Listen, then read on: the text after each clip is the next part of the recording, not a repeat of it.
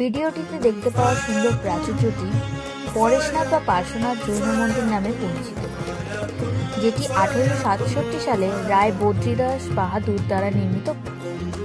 প্রতি বছর হাজার হাজার মানুষ এই মন্দির দর্শনে আসে। পরেশনাথ মন্দির চত্বরে মোট 4টি মন্দির দ্বারা নির্মিত। 1 শীতলনাথজি মন্দির, 2 চন্দ্রপ্রভুজি মন্দির, 3 মহাবীর স্বামী মন্দির, 4 দাদাওয়ারি মন্দির। মন্দির দর্শনের সঠিক সময় হলো সকাল 6টা থেকে বেলা 11টা অবধি এবং বিকেল 3টে থেকে সন্ধ্যে 7টা অবধি। ইমারতের নতুনত্ব ছেড়ে ঐতিহ্যে মোড়া সংস্কৃতির নিদারুণ রূপ এখানে নজর কাড়ে।